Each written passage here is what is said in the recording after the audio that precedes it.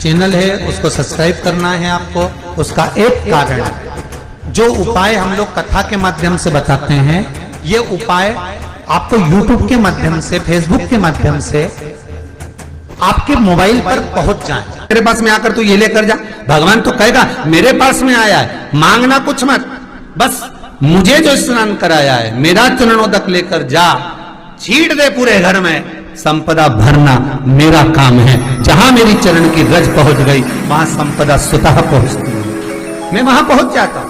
तो चरणों तक ले जा, पर लोग ले जाते हैं, पूजन करते, कलश भी उंडेलते, जल भी चढ़ाते, पर आते समय खाली लेकर आ जाते। भगवान को इतना बुरा लगता, मेरे दरवाजे से खाली जाए, मुझे कितना बुरा लगेगा। जो आए वो भर कर जाए, भले 2 बूंद लेकर आओ, पर उसमें चरणों तक थोड़ा सा लेकर अवश्य आए।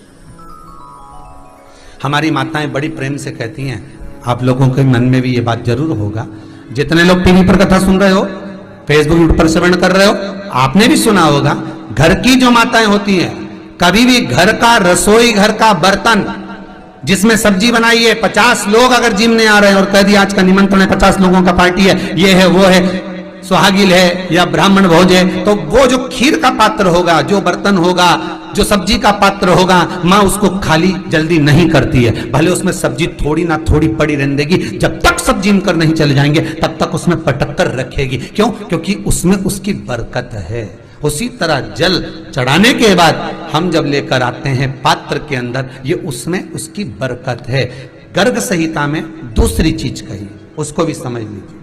गर्ग संहिता में कहा गया, जब आप घर से जल लेकर जाते हो भरकर, तो ये सृष्टि की जितनी नदियां हैं, पृथ्वी पर जितनी नदियां विद्यमान हैं, जितने तालाब, जितने सरोवर, जितने कुंड, जितने विराजमान हैं, उन सारे तीर्थों का जल जब आप घर से लेकर निकलते हो तो वो तीर्थ का संपूर्ण जल आपके कलश में आ जाता है। और जब आप उस जल को शिव पर समर्पित कर देती हो और 2 बूंद चरणादक लेकर जब जाती हो, तो शिव महापुराण, गर्ग संहिता, पद्म पुराण कहती है, वो जल साधारण नहीं रहता, वो गंगा जल बनकर तुम्हारे घर को पवित्र करने के लिए पहुंच जाता है। वो पवित्र गंगा जल बन जाता है,